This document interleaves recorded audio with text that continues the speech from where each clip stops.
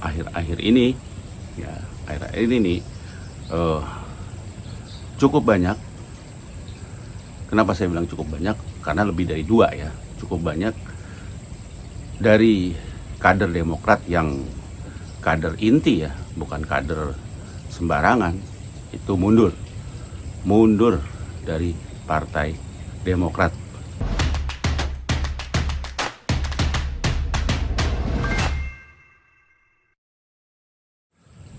Teman-teman Siwer TV, semoga tetap sehat, tetap semangat ya.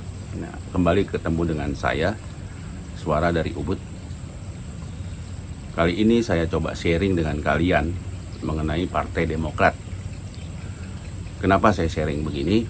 Karena ternyata Partai Demokrat ini mungkin saya sudah bahas sebelumnya, tapi ini lebih detail ya. Partai Demokrat ini ternyata saya pikir menjunjung tinggi artinya demokrasi, karena namanya aja sudah Demokrat, tapi kenyataannya ya enggak. Jadi akhir-akhir ini nih cukup banyak. Kenapa saya bilang cukup banyak? Karena lebih dari dua ya.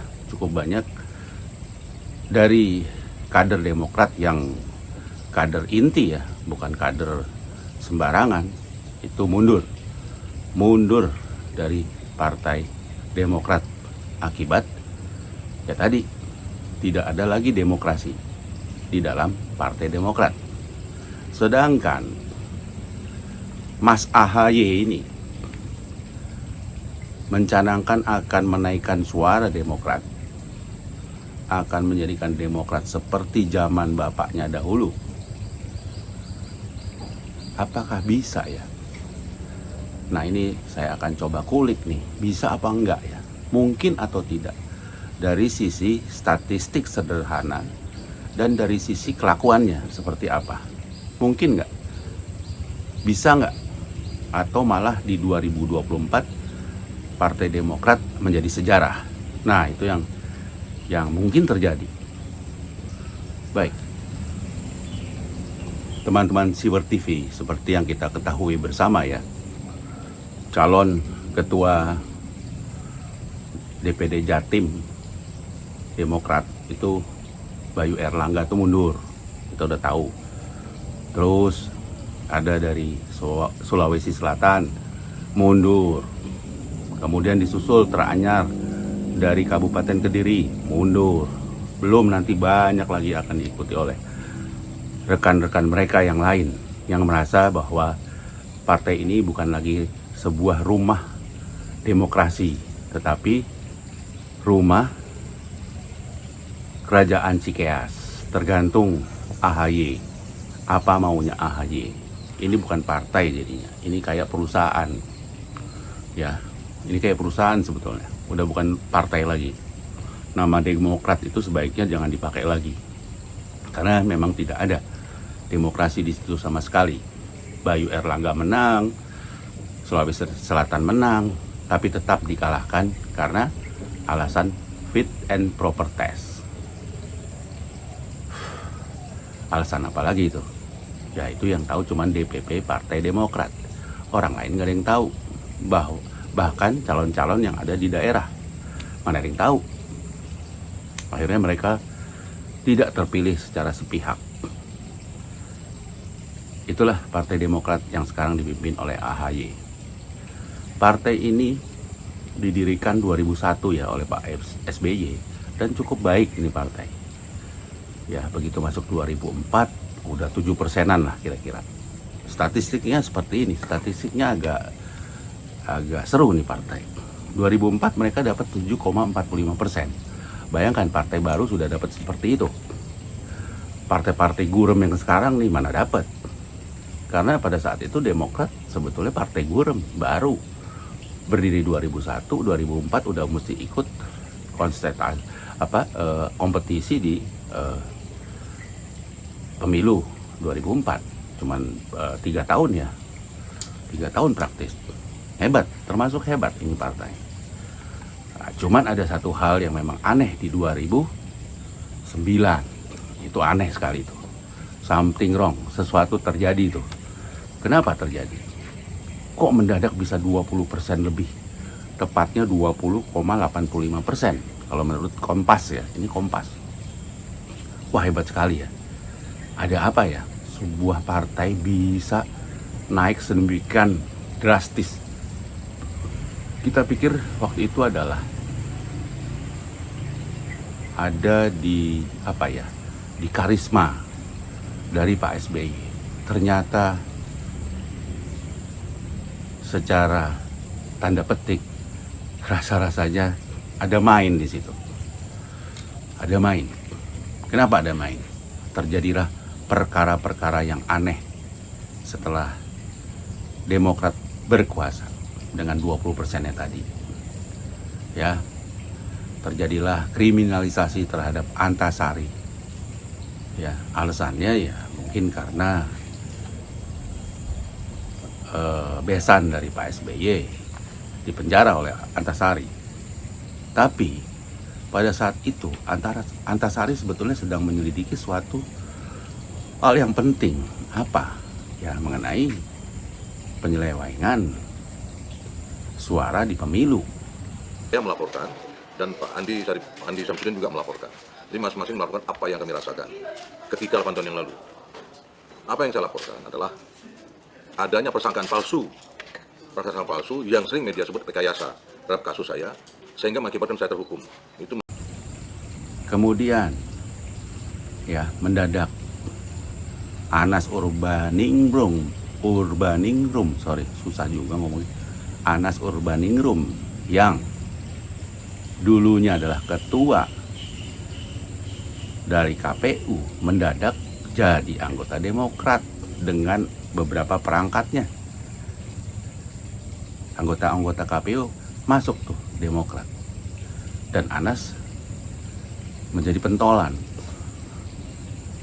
Sayangnya pada saat dia menjadi ketua umum, ya dia sudah terpilih jadi ketua umum, mendadak dia dipotong oleh SBY. SBY ternyata ingin menjadi ketua umum, tidak mau di bawah bayang-bayangnya Anas, karena Anas sebagai seorang muda bersemangat dan pintar kelihatannya bakal menutup peran Pak SBY di Demokrat. Itu Pak SBY nggak mau. Jadi Anas akhirnya terpaksa lah dengan kasus korupsinya masuk penjara. SBY ambil alih. Nah sekarang ya dengan 20% ini dia masukkanlah anaknya. Ya, tapi sebelum anaknya masuk ternyata turun lagi tuh, turun drastis ke 10%. Masih Pak SBY tapi turun drastis 10%, 10,19. Nah ini yang lucu, bisa turun 10.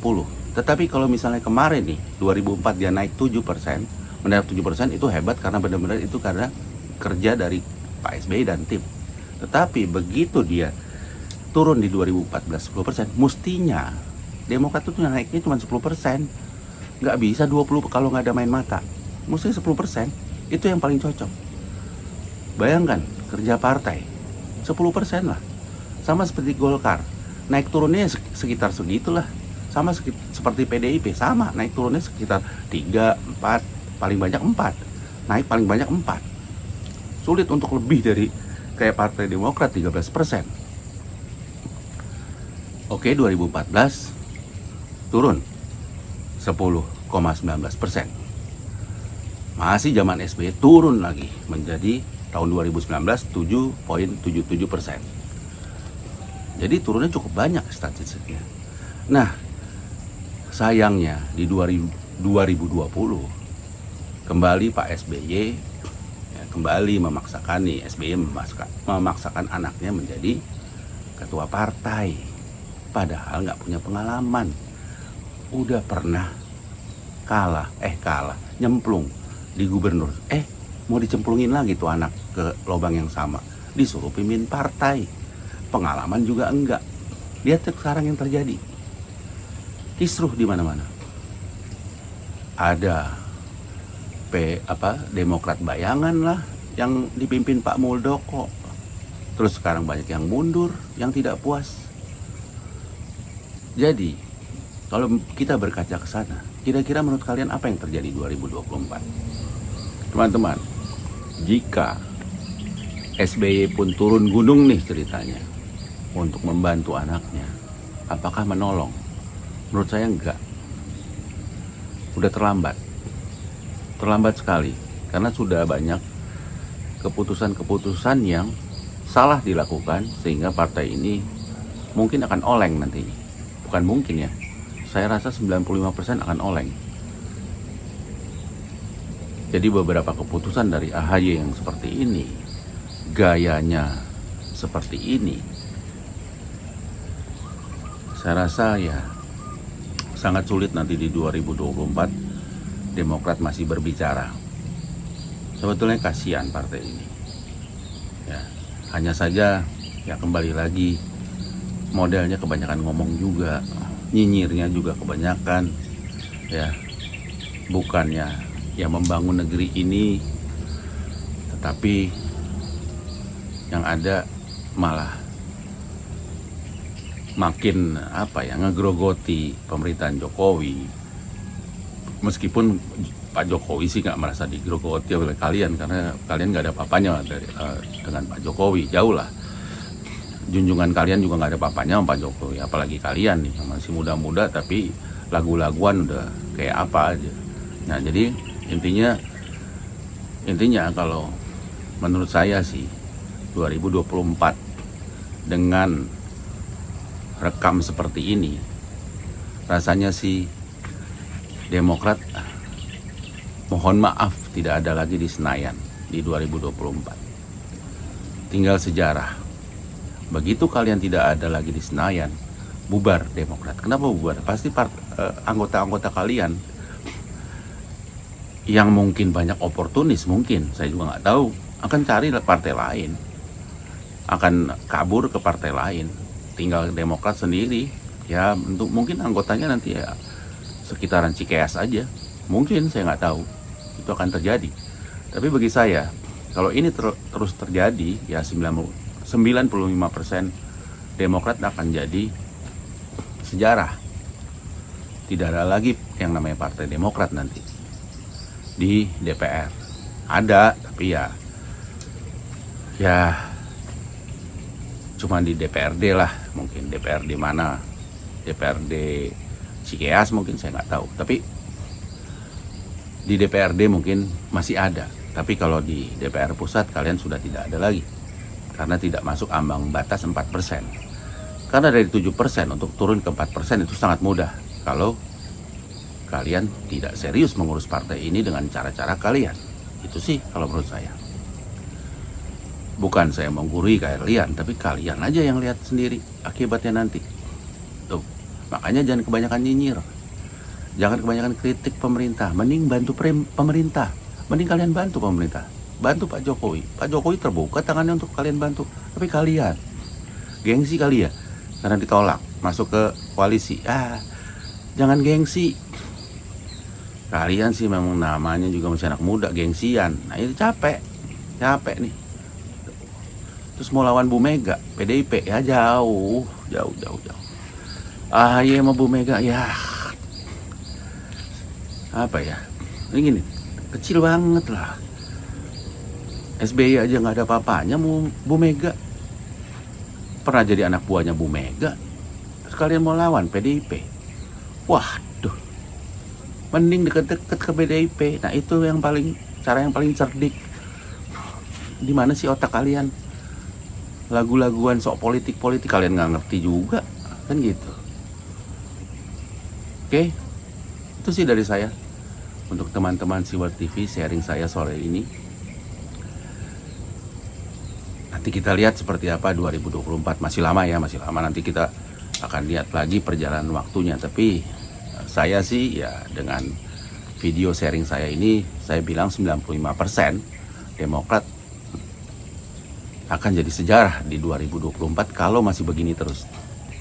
Mau diambil alih Pak SBY lagi terserah, tetapi tetap akan jadi sejarah. Kasihan. Makanya jangan kebanyakan nyinyir gitu. Itulah dari saya, suara dari Ubud. Terima kasih teman-teman Siwot TV, saya pamit.